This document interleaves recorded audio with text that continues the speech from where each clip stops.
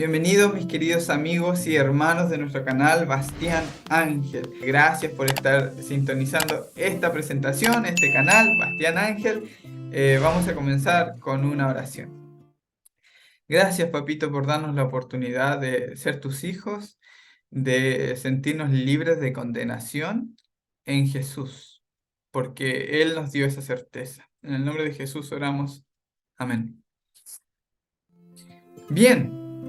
Le invito, si usted no se ha suscrito, a suscribirse a nuestro canal, a dejar un me gusta que ayuda muchísimo y compartir con alguien que necesite este tema.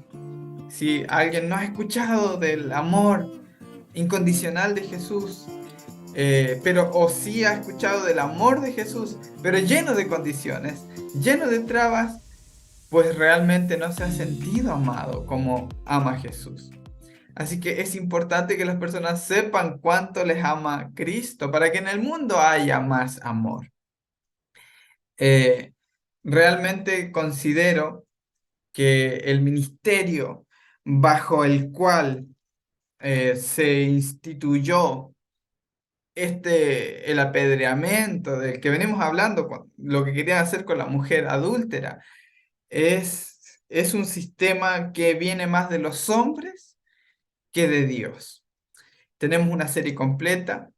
Por supuesto, veníamos saliendo de una estructura, entonces hablamos en ese lenguaje. Sin embargo, el mensaje que está intacto, la esencia, cuando lo que estudiamos con la Biblia, de lo que era el antiguo pacto, que eran las promesas del hombre hacia Dios, a condición de que si el hombre las cumplía, entonces Dios cumpliría su promesa con ellos de bendecirlos. Y si no las cumplían, Dios los maldeciría.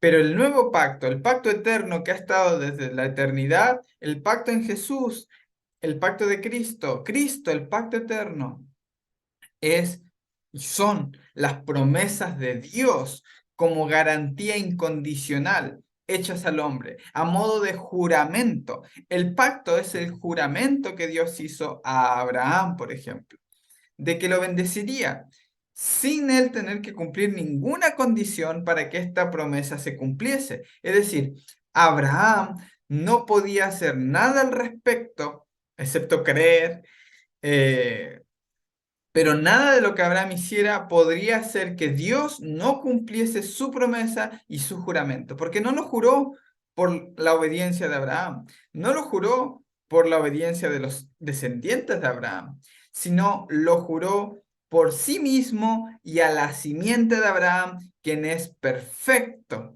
a Jesús. Así que es imposible que las promesas de Dios sean condicionales para los hijos de Abraham que creen en su promesa.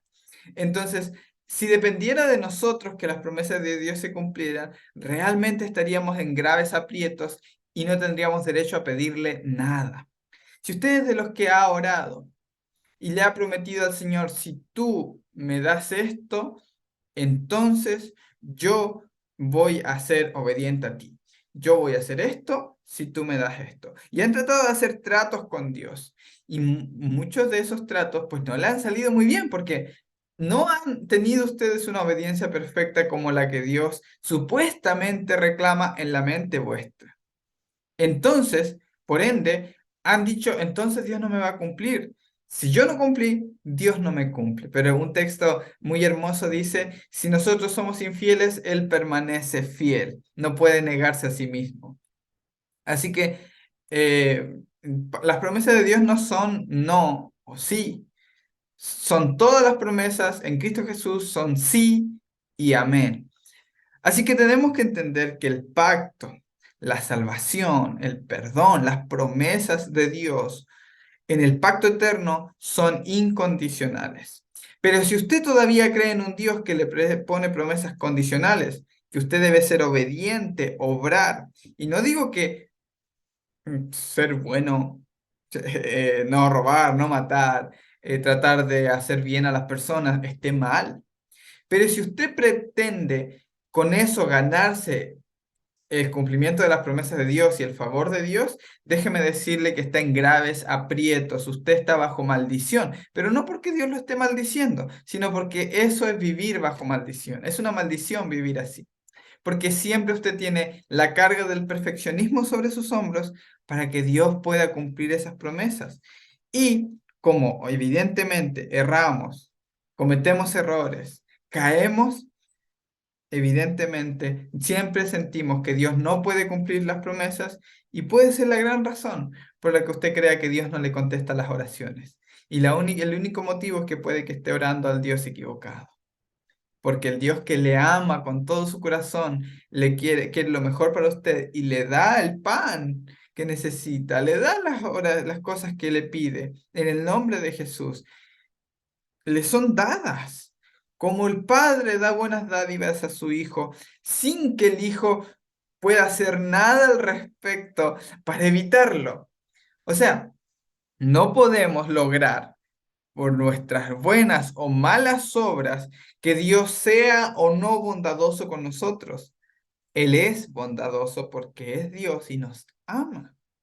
Él ama a sus hijos, incluso con los ingratos, dijo Jesús, los ingratos, los incrédulos, los que no son bondadosos. Dios también derrama la lluvia, derrama la bendición. Y no pueden decir que estos se dividen en promesas condicionales e incondicionales, porque el pacto eterno, la bendición de Dios, fue derramada sobre todo el mundo en el don de su Hijo. Y todas las promesas se cumplen en su Hijo. Por lo que si Dios amó tanto al mundo que dio a su Hijo, entonces el mundo tiene al Hijo. El Hijo es el Hijo del hombre, le pertenece a los seres humanos. Jesús mismo se dio a sí mismo y ha bendecido a todos, aún a los rebeldes, dice el Salmo. Así que con ese Dios al que adoramos, es más llevadero, realmente la carga se hace ligera. Pero el otro pacto está basado en las obras del ser humano. En Segunda de Corintios viene hablando de eso. Por ejemplo, Segunda de Corintios 1:20 dice, eh, porque todas las promesas de Dios son en él sí y amén, por medio de nosotros para gloria de Dios. Entonces viene hablando de que no ha sido sí y no, más sí, sí y amén en él. Y luego sigue hablando del ministerio este. Hay un ministerio de condenación y un ministerio de justificación y vida. Uno es el ministerio del ser humano, que viene de Moisés. La ley vino por medio de Moisés, pero la verdadera gracia por medio de Jesús. Segunda de Corintios 3, le invito a tomar su Biblia y leer conmigo. Segunda de Corintios 3, dice el versículo 4. Y tal confianza tenemos mediante Cristo para con Dios. No que seamos competentes por nosotros mismos para pensar algo de nosotros mismos, sino que nuestra competencia viene de Dios. Así que aún nuestras buenas obras vienen de Dios, o lo que seamos capaces o no de hacer, viene de Dios. Por lo que no podemos pensar que eso nos granjea algún favor de Dios, porque todo viene de Él, el cual asimismo nos hizo ministros competentes de un nuevo pacto, no de la letra, sino del espíritu, porque la letra mata, mas el espíritu vivifica. Ahora vamos a ver de qué trata ese misterio de la letra. No es de la Biblia, o sea, no crean que el hecho de estudiar la Biblia es ese ministerio de la letra que mata. En ciertos aspectos muchos arrojan bibliazos y puede ser que sí se parezca. Pero el ministerio del que habla Pablo, evidentemente es el ministerio de la ley. Y la ley, me refiero a la de los 10 mandamientos. Muchos se espantan, muchos rasgan sus vestiduras cuando digo que esta no es la ley ceremonial, sino la ley de los 10 mandamientos. Eh, y no deberían tener tal recelo con aquello, porque la ley de nada nos ha aportado en mejorar nuestra vida. Todo el mundo ya conoce esos 10 mandamientos. Todos ya están sintiéndose condenados por la ley. E incluso en su conciencia está esa ley. En todos lados está eso. Todos saben que robar, matar, que eh, muchos se sienten condenados por la religión, por no creer en Dios o por tal o cual cosa. y tú no le vas a cambiar la forma de proceder el corazón por ir a decirle al ladrón, no robarás. No le vas a ayudar mucho porque él se sabe por libro eso. Incluso cuando ves a un hermano católico adorando a la Virgen, por ejemplo, y le dice, no te harás imagen de ninguna semejanza. No se trata de cambiarle y quitarle la fuerza, porque aquí está el mandamiento, porque así dice. Muchas cosas se tratan más de cambiar una cosmovisión de las personas que de creencias. El pastor Alex Rey explica muy bien este asunto. Yo no voy a entrar más allá, pero sí decirles que el ministerio que consiste en siempre estar presentando los mandamientos como la solución a los problemas de la humanidad es falso. El versículo 7 dice, y si el ministerio de muerte grabado con letras en piedra fue con gloria, Pablo no dice que no tenga gloria, que no tenga poder, pero es poder para muerte. Tanto que los hijos de Israel no pudieron fijar la vista en el rostro de Moisés a causa de la gloria de su rostro, la cual había de perecer. Y como explica en Hebreos 8, Pablo, dice, y el 10 también, que este ministerio de muerte, este antiguo pacto grabado en piedras, había de perecer también. Y algunos dicen, no, Dios escribió la ley en piedra, por lo cual es eterna. Y justamente Pablo está diciendo que esa es la piedra, ese es el ministerio, la gloria de ese ministerio había de perecer. ¿Bien? Grabado con letras en piedra. Eso no es la ley ceremonial, esos son los 10 mandamientos. ¿Y cómo se le llama? Ministerio de muerte. Léalo, está aquí en su Biblia. El versículo 8. ¿Y cómo no será más bien con gloria el ministerio del Espíritu? Porque si el ministerio de condenación fue con gloria, mucho más abundará en gloria el ministerio de justificación. El ministerio de justificación. Porque aún lo que fue glorioso no es glorioso en este respecto en comparación a la gloria más eminente. O sea, que aunque haya sido glorioso el ministerio de la ley, ya no es en nada glorioso, porque al compararlo con el ministerio de justificación queda totalmente obsoleto.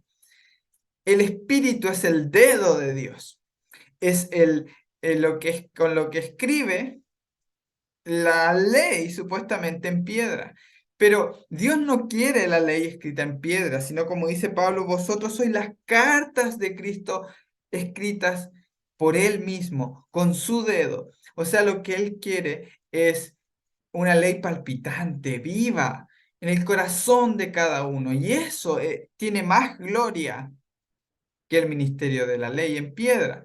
Entonces, ¿por qué hablamos tanto de la piedra y no tanto de el corazón palpitante de nuestro hermano? Porque allí está escrita la ley. Allí es donde palpita, donde está rebosante de vida el verdadero ministerio, la justificación, la vida de los seres humanos. Del corazón mana la vida, digámoslo así.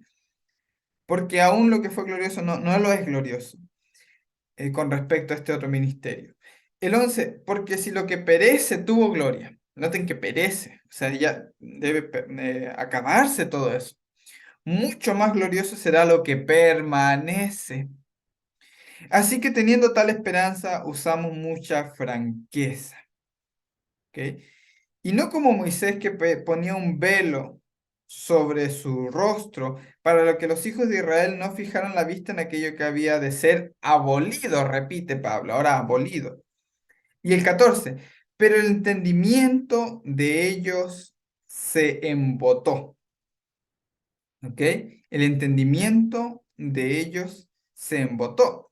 Ahora, noten que el 9 antes de pasar a ello, noten que en el 9 le llama el ministerio de condenación. O sea, cuando tú empiezas a predicar de la ley, te vuelves en un acusador y condenador.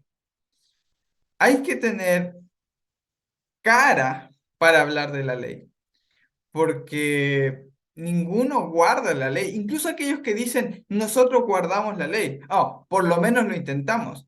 Igual no lo guardan. Dicen que nosotros por lo menos intentamos guardar el sábado. Igual no lo guardan. Así que, ¿cuál es la diferencia? Díganmelo. ¿Cuál es la diferencia? Nosotros tratamos de ser obedientes. ¿Y tú crees que las personas que creen en Cristo no? O sea, por tú creer en Jesús, por seguir a Jesús y no andar predicando de la ley, ni dejar que tu conciencia viva condenada por la ley, ¿crees que no tratas de obedecer y de ser mejor? La diferencia es que ya no pretendes ganarte a Dios obedeciéndole, sino que crees que Dios te gana a ti, que Dios está de tu lado, que no te condena, que está a tu favor y que no necesitas andar obedeciéndole para que Él pueda amarte. Y eso es más poderoso que andar hablando de la ley y que la ley aquí, que la ley allá y que debemos guardar los mandamientos y los que guardan los mandamientos. Realmente en el tema, en el estudio Cristo, el pacto eterno, presentamos eso de los que guardan los mandamientos. La palabra en el hebreo, cuando se dice por primera vez guardar, le está refiriéndose a atesorar. Directamente la palabra significa atesorar. Por eso no se puede traducir como obedecer los mandamientos. ¿Han notado que muchas de las Biblias no lo traducen como obedecer, sino como guardar? Porque obedecer es diferente a guardar. ¿Entienden? O sea, es diferente. Dios no le dijo obedezcan, sino atesoren mis palabras. ¿Por qué? Porque sus palabras eran en realidad promesas. Los mandamientos de Dios en un principio, la idea que Dios tenía eran promesas. Y les explico brevemente esto. No matarás en el hebreo no está en imperativo, sino en un futuro. Y cuadra con la frase, te prometo que no matarás. Lo que no cuadra es, ah, te mando a que no matarás. Eso es lo que no cuadra. Te mando a que no matarás. Pero sí cuadra, te prometo que tú no matarás. Te prometo que amarás a tu prójimo como a ti mismo. ¿Notan que Jesús lo dice así? Aun cuando muchas veces se puede decir de esta forma, Jesús dice, amarás a tu prójimo como a ti mismo. Amarás a tu Dios con todo tu corazón, con toda tu alma y con toda tu mente. Tanto en hebreo como en griego esto es un futuro, no un imperativo. Bueno, en el griego es otro lo que se utiliza, no necesariamente el futuro que conocemos en el español, pero no es el imperativo, no es algo que te está ordenando, ¿bien? ¿Por qué? Porque evidentemente si tú dices y estudias tu Biblia te vas a dar cuenta muy rápido que la ley se resume en amor. Muy rápido te puedes dar cuenta leyendo a Pablo. Y si la ley se resume en amor, tú no le puedes decir a tu esposa, te, te ordeno que me ames. No puedes hacer eso. En Chile hay una frase que es a la fuerza no es cariño. O sea, tú no puedes obligar, demandar amor de otro. El amor es lo más libre que existe y no puede ser exigido por la fuerza, so pena de maldiciones, condenaciones. Así que pensémonosla dos veces. ¿Por qué dice guardar? La palabra en hebreo efectivamente significa atesorar. Y luego lo que utiliza Dios es otra palabra. Escuchen mi voz. O sea, presten atención y atesoren. Ese fue todo el mandamiento. Jeremías 7:22 dice, cuando salieron de Egipto, yo no les mandé nada, nada les hablé ni mandé a vuestros padres. Nada. Ni les hablé acerca de sacrificios y holocaustos. Mas, ¿qué le dije? Escuchen y atesoren. Escuchen mi voz, presten atención, escuchen atentamente y atesoren. Y ahora, eso fue lo que yo hice cuando estaba estudiando este aspecto.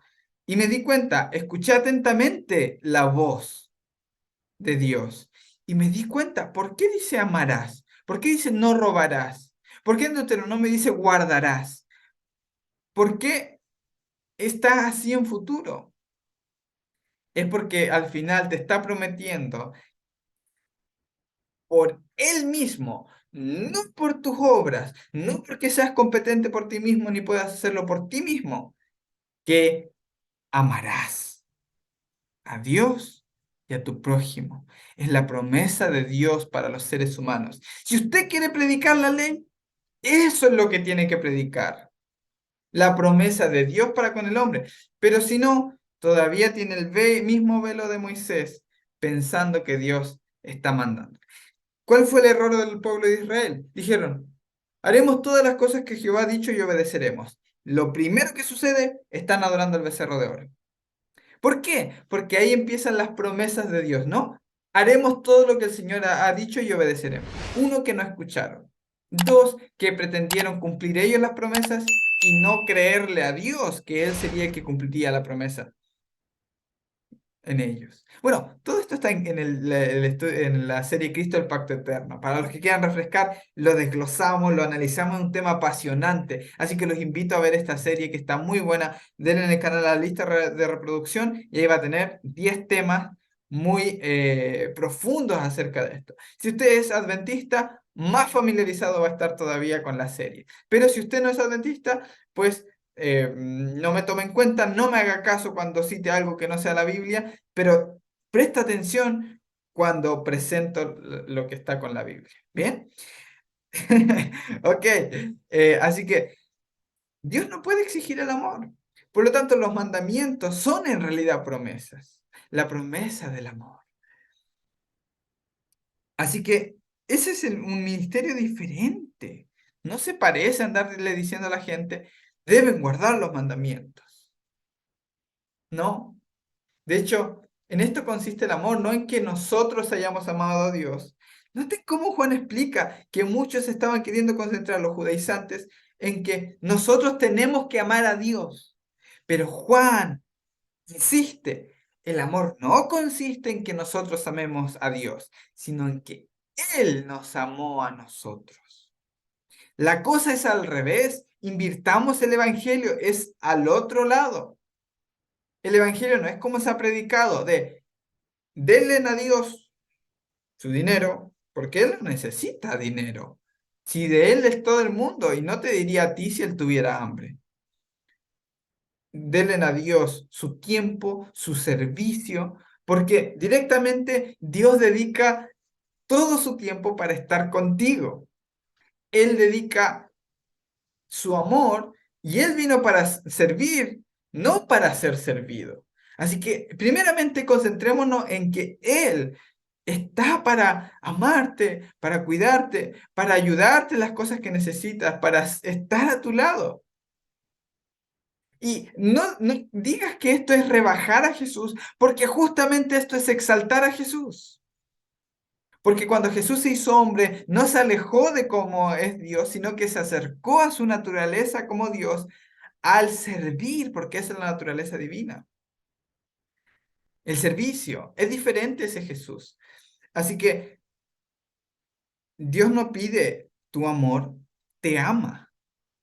Dios no pide tu servicio, Él está por ti. Dios no pide que seas un misionero para Él. Él trajo la mayor misión de rescatar lo que se había perdido. El pastor no le pide a la oveja una misión. ¿Se dan cuenta? O sea, hemos invertido el evangelio de una forma espectacular. Espectacular, al punto de que si tú no haces obra misionera, entonces te pierdes. De que si tú no guardas todos los mandamientos, entonces te pierdes. De que si tú no sirves a Dios y dejas tu voluntad de lado para servir a Dios, cuando la voluntad que te dicen que es la voluntad de Dios, según la iglesia, porque no necesariamente es. Y te dicen que la tuya es egoísta, es mundana, no realices tus sueños, no estudies esta carrera, no hagas esto, ni vayas a este trabajo, porque debes priorizar la voluntad de Dios. ¿Y qué saben ellos lo que es la voluntad de Dios? Si la voluntad de Dios es dar gracias a Dios, porque está ahí, porque está contigo, porque te ama. Él quiere que recibamos su amor antes de querer amar a otros. Eso es lo que Juan enfatiza. Y Pablo insiste en que este ministerio es diferente, que el otro perece. Pero hoy todavía estamos mezclando ministerios. Piedra con el corazón cálido y palpitante. Lo frío, muerto, inerte, condenatorio. Con la vida y la calidez de un corazón humano en el que Cristo habita. Y esto no lo logras con esto. Este ministerio no se cimienta sobre las piedras de la ley, sino se cimienta sobre la roca que es Cristo. Es muy diferente, pero muy diferente. Aunque quieran hacer que es lo mismo. Lo que hoy día se predica como ley no es sino el malentendido que hubo en el Sinaí. Porque Dios dijo una cosa y ellos entendieron otra. Y eso es lo que se predica hoy. Y ese es ese ministerio que está basado en sacrificios de animales, en un montón de promesas condicionales, en bendiciones y maldiciones por la obediencia. Pablo dice todo eso, si quieres vivir así, estás bajo maldición, directamente. Dice, así que teniendo tal esperanza, el 12 usamos franqueza y no como Moisés que ponía un velo sobre su rostro, para que los hijos de Israel no fijaran la vista en aquello que había de ser abolido. Pero el entendimiento de ellos se embotó, porque hasta el día de hoy, cuando leen el antiguo pacto, les queda el mismo velo no descubierto, que el cual solo por Cristo es quitado. Y aún hasta el día de hoy, cuando se lee a Moisés, el velo está puesto sobre el corazón de ellos. Pero cuando se conviertan al Señor, el velo se quitará. ¿Cuántas personas hoy no están convertidas al Señor, aunque están predicando que la gente se convierta al Señor guardando la ley?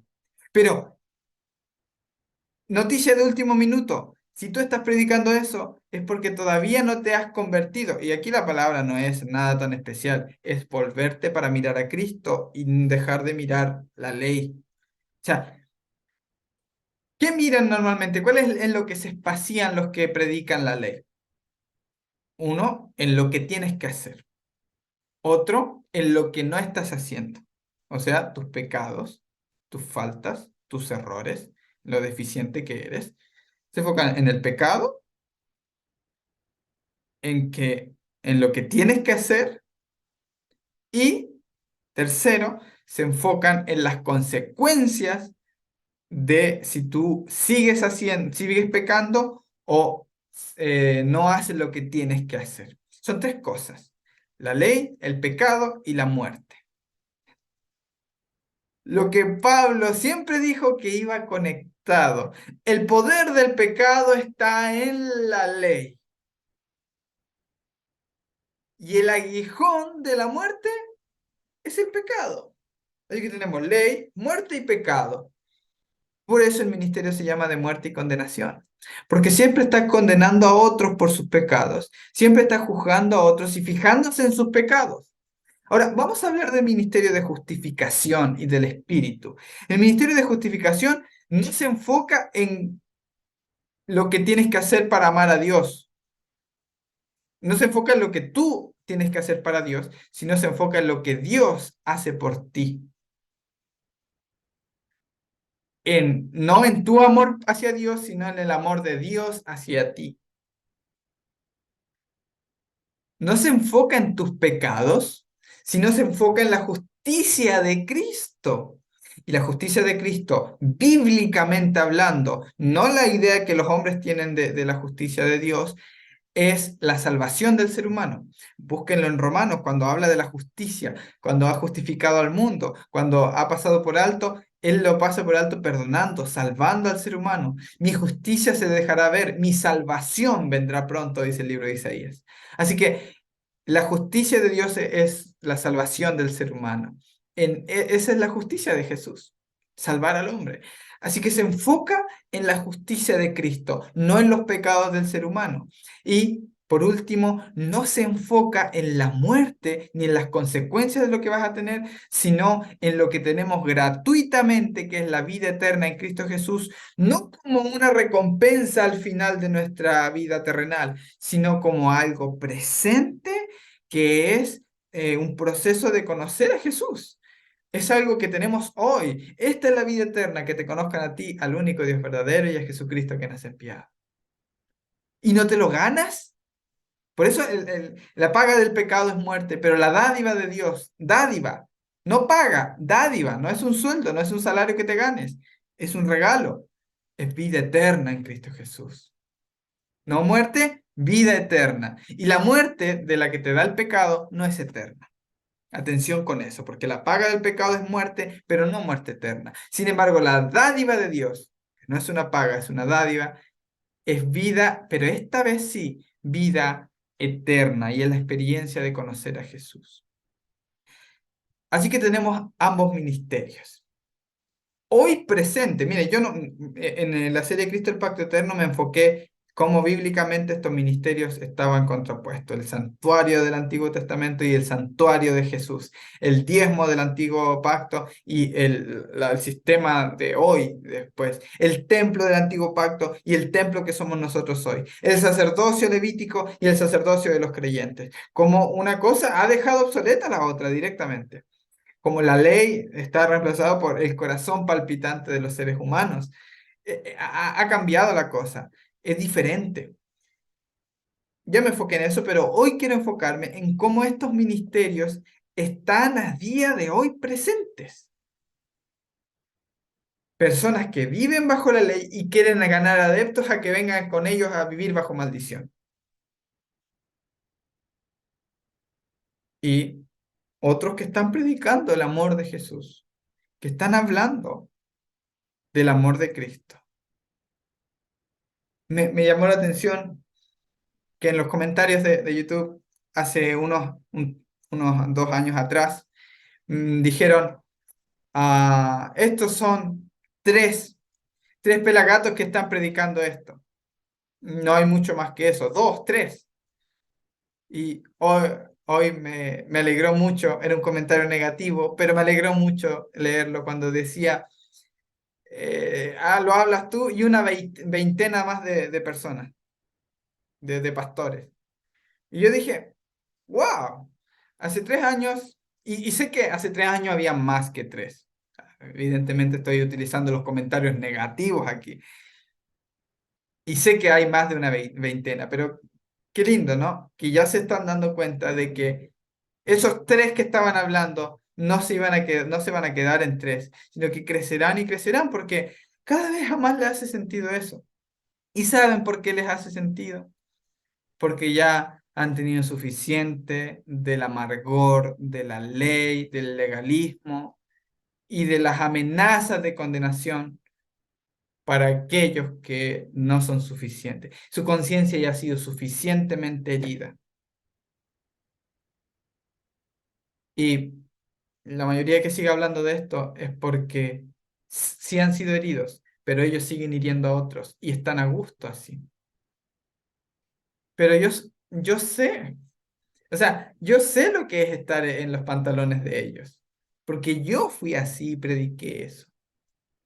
La diferencia es que ellos no saben lo libre que uno se siente estando aquí, en el amor de Jesús. Esa es la gran diferencia. Ellos no conocen esta experiencia. En su vida la han experimentado, salvo cuando eran niños, seguro. Pero pronto empezaron todas las reglas. Y todo es, si haces esto, Dios te va a amar. Y si no, si haces esto, Dios no te ama. Así que desde muy pequeños comenzaron con eso y no han tenido la experiencia cristiana que Jesús quiere darles, la vida eterna, vida y vida en abundancia. Así que tener en cuenta estos dos ministerios, uno es realmente una vida de bendición y la otra es solo maldición. Y cuando tienen alguna cosa buena, porque Dios igual los ama y siempre les está dando cositas, mimándolos porque son hijos de Él también. No se sienten hijos adoptivos, adoptados, pertenecientes a la familia, porque creen que tienen que ganárselo. No claman Abba, papito, no tienen ese espíritu, pero son hijos y al fin y al cabo, como lo dice Pablo, creen que se lo han ganado. Dios me ha bendecido porque he sido bueno, pero ¿qué tal cuando no eres bueno? ¿Eh? Dios ya no te bendice. entonces ese velo debe ser quitado. Por eso ahora dice, por tanto, nosotros todos mirando a cara descubierta, o sea, quítense esa idea de Dios, esa imagen de Dios, ese velo, ese sesgo espiritual. Como en un espejo, la gloria de Dios es su carácter, como dice el capítulo 4 que brilla en la faz de Jesucristo. La gloria de Dios, somos transformados de gloria en gloria a la misma imagen como por el Espíritu del Señor. Así que esa libertad que da el Espíritu del Señor, cuando somos transformados a su imagen, noten que sucede de qué forma, mirando, contemplando, a cara descubierta, sin ese velo que es quitado con Cristo. Entonces te vas pareciendo más a Jesús.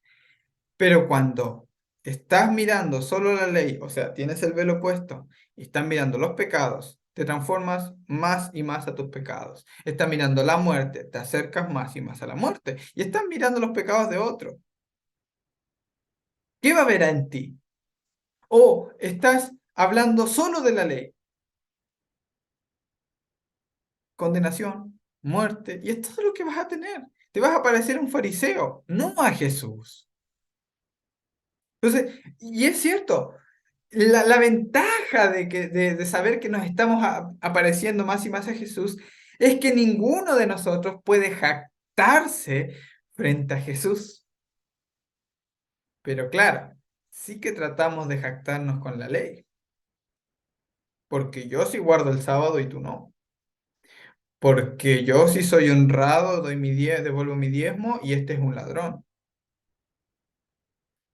Pero frente a Jesús no tienes que fingir nada.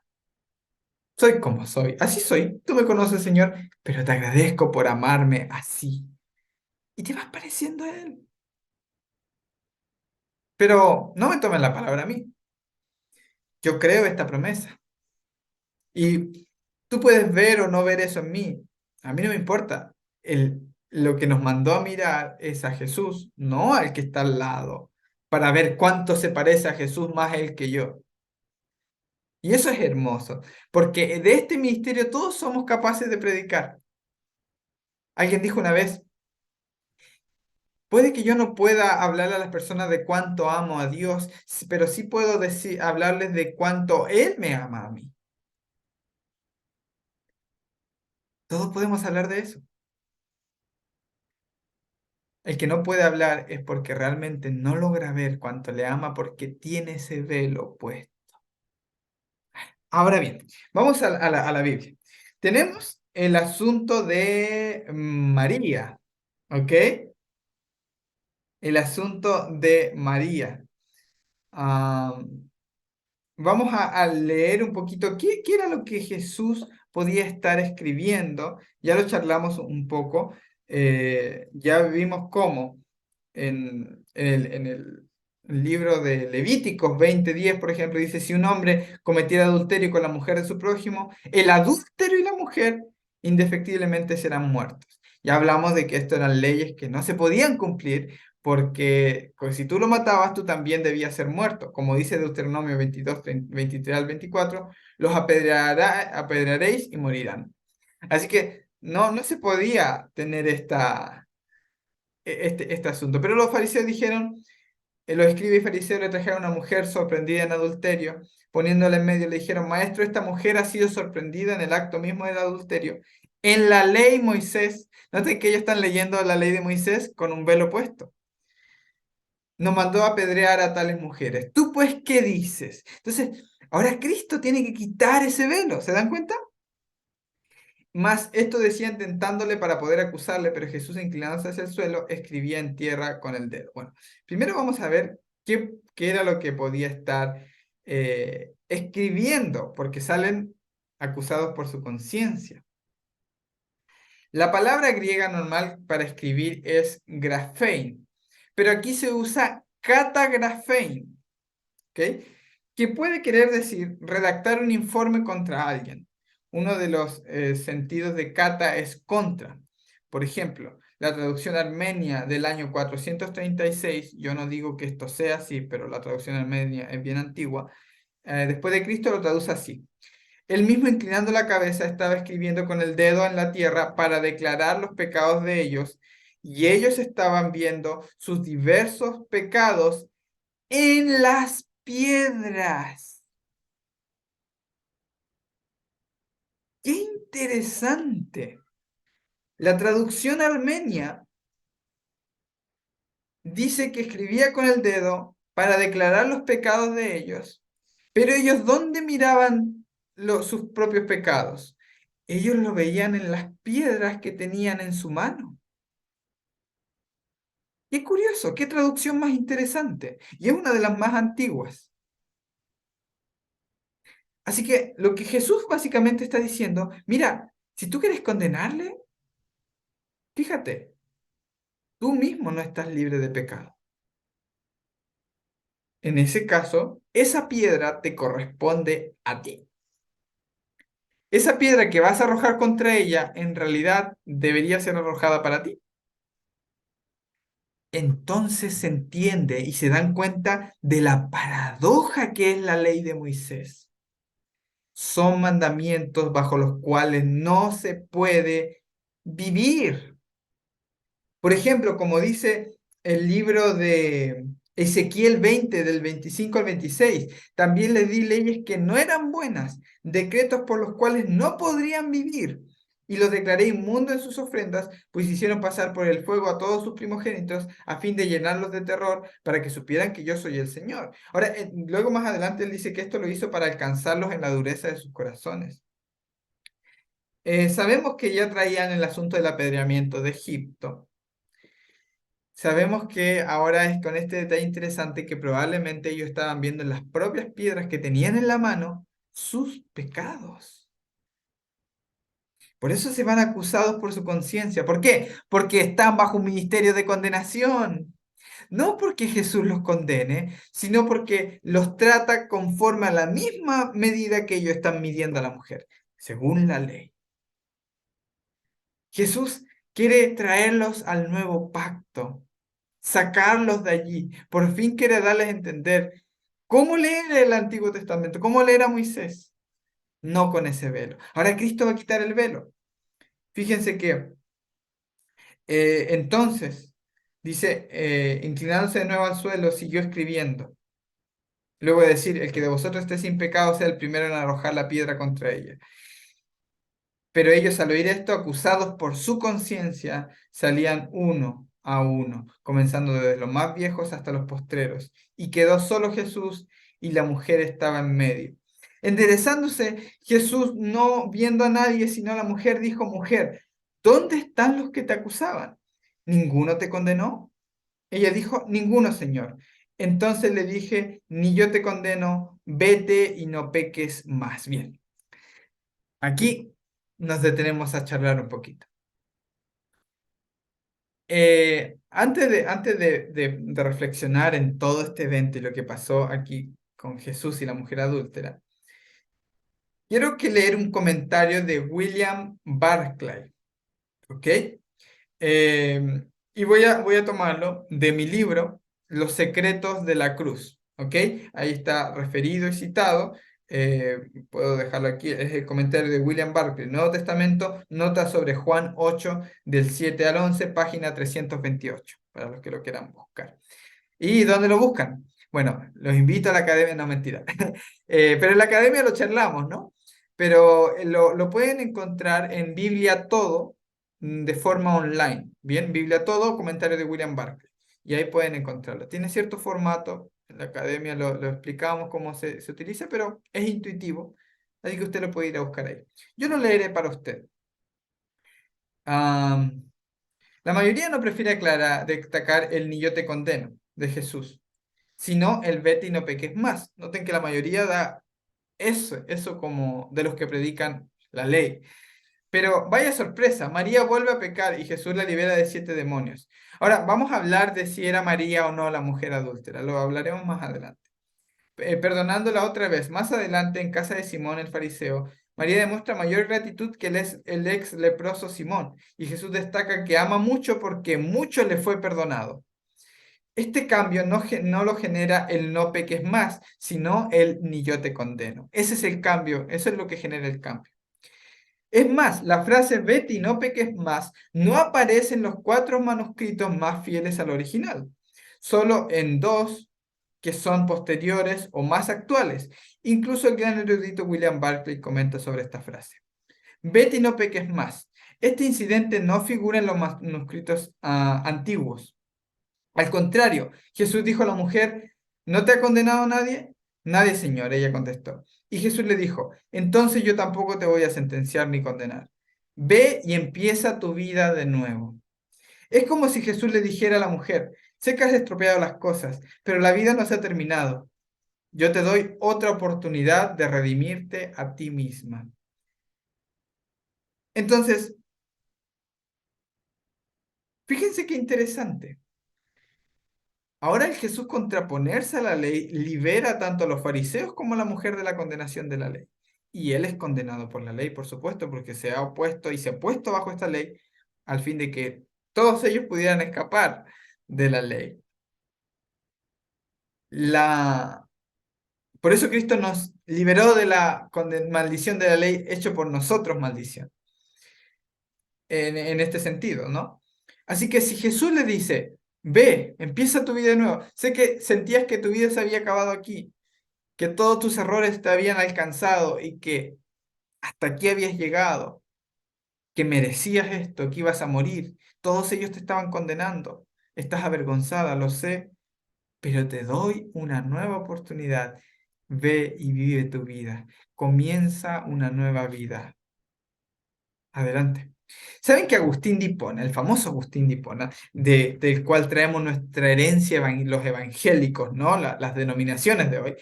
¿Por qué? Porque Martín Lutero era un monje agustiniano. Y Agustín de Hipona era un misógino, que creía que las mujeres no eran capaces de enmendar su vida. Por eso él tomó esto y le puso vete y no peques más. O sea, como que el hombre, si no era bajo el mandato del hombre, que es la cabeza de la mujer, entonces las mujeres no podían corregir su conducta. Este era el pensamiento de Agustín de Hipona, el mismo William Barclay lo dice. Pero el caso es que él lo añadió. ¿Ok? Y el famoso vete y no peques más, favorito de muchos que predican la ley, ¿saben por qué es el favorito? Porque va conforme a un pensamiento de Agustín de Hipona, un tipo de esa calaña, de esa idea del pecado original y de todo, de que el hombre es la depravación total del hombre, etcétera, etcétera, que está con esa idea, pero no la de Jesús. ¿Qué pasa si la mujer pecaba? ¿La condenaba a Jesús? ¿Y si volvía a pecar? ¿Y si volvía a pecar? ¿Y si volvía a pecar? ¿Y si otra vez la traían delante de él? Decía, bueno, ahora apedréenla, pongámonos en el caso. No, el mismo Jesús seguiría diciendo, ni yo te condeno, porque así es nuestro Salvador. Cristo no condena. Cristo es el que murió, es más aún el que resucitó, y está a la diestra de Dios e intercede. Jesús, Dios es el que justifica. Fíjense cómo aquí se pone en contraste los fariseos con el ministerio del Espíritu de Jesús, el de Moisés con la gracia. ¿Cómo se pone en contraste la piedra con el corazón palpitante? O sea, ¿qué vale más? ¿Tu ley escrita en piedra o la vida de esta mujer? La sangre que corre por sus venas, ¿la derramarás por la piedra fría? ¿Qué es lo que vale más? ¿La vida de ella o tus leyes y tus normas? ¿Misericordia o sacrificio? Entonces Jesús se enfrenta a este asunto. Y aquí va a trasladar nuestras mentes de cómo bajo el ministerio de muerte, Él tiene que ponerse bajo ese ministerio para llevarnos al de justificación y vida. Los fariseos traen piedras. Ahí está la piedra de la ley, ¿no? En la ley Moisés nos mandó a apedrear a tales. Entonces, está la piedra, la ponen en medio, la están condenando, pero listos para sentenciarla, ¿no? Para darle muerte. ¿Por qué? Porque ha pecado.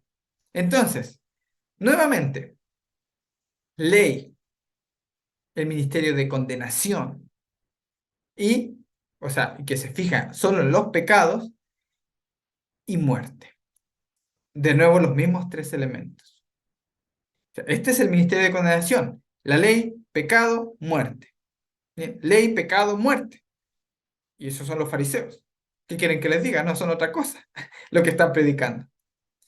Pero Jesús, ¿qué hace? ¿Qué hace Jesús? Jesús, en primer lugar, bueno, tiene que confrontarlos con su propia ley, desmentirla, darse cuenta de la encrucijada que están al vivir bajo esa ley. Pero ahora hace algo impresionante. Él trae el ministerio del Espíritu. Bien, porque va a escribir ahora la ley en el corazón de esa mujer. Pero lo va a escribir no diciéndole, no peques más, guarda los mandamientos, no adulterarás, no cometerás adulterio, no, tal, no adulteres, perdón, porque en realidad es, no cometerás adulterio como una promesa. Ahora, sigue. Él dice, primero le dice, mujer, ¿dónde están los que te condenaban? Los que te acusaban, ¿ninguno te condenó? Lo primero que Jesús va a hacer en tu vida es liberarte de las personas que te están condenando. Sí, puede haber vergüenza y pueden haberte hecho creer que ellos eran justos, tú sabiendo que no los eran, pero haberte señalado con el dedo y decirte, tú eres pecador, por algo te pasó esto, etcétera, etcétera. O indirectamente hacerte sentir culpable porque no era lo suficiente y más tu conciencia que te acusa a ti. Entonces Jesús lo primero que va a hacer es decirte, mira, te voy a liberar de esto que te están acusando. Porque si tú estás allí donde te están acusando continuamente, Jesús quiere sacarte de ahí.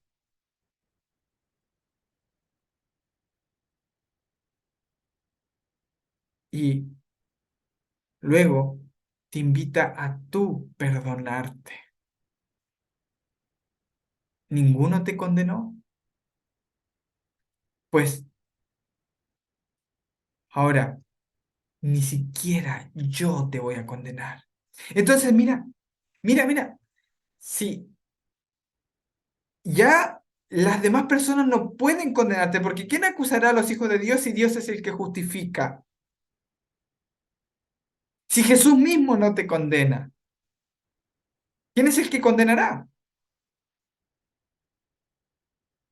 Faltas tú. Ya perdónate. Ya perdónate. Es la única forma de que te levantes y vivas una vida nueva, la que te da Jesús. Porque lo próximo que dice Jesús, te doy vida. Vive tu vida. ¿Creíste que aquí se acababa? Vive tu vida. Justificación y vida. La justificación y la vida y el agua del Espíritu que tanto necesitaban las personas de la fiesta de los tabernáculos, como hemos ya charlado. Está el ministerio del Espíritu que es justificación y vida. El ministerio de muerte, escrito en piedras, de la ley, es de muerte y de condenación. Pero Jesús levanta la condenación, justifica, levanta la condenación, justifica y te da vida. Y acabamos de ver cómo en Cristo se quita ese velo. Y tú ya no tienes que seguir viviendo en eso. Y te hablo de forma práctica. Ya no tienes que seguir estando al lado de personas que te están haciendo sentir condenado y culpable. Jesús te da la oportunidad de liberarte porque ni Él te condena cuando tú tomes esa decisión. Y perdónate a ti también. Y miren, para los que dicen y que se centran en el. Y no me interesa a mí explayarme mucho en eso. Sí he estudiado el tema, por supuesto, pero a mí lo que me interesa es que vean que María amó mucho porque se le perdonó mucho. Ella cumplió la ley. Jesús dijo, ella ama, cumple la ley. Ah, pero es que no guarda esto, no guarda esto otro, volvió a pecar aquí. No, ella cumple la ley, porque yo le perdoné mucho y ella ama mucho. Y el fariseo que cumplía regla por regla la ley, Le dijo Simón, ¿no te das cuenta del contraste? Tú no me recibiste como ella me está ungiendo, me recibió, hago los pies. ¿Por qué? ¿Por qué? Porque la ley es estéril, porque la ley no sirve.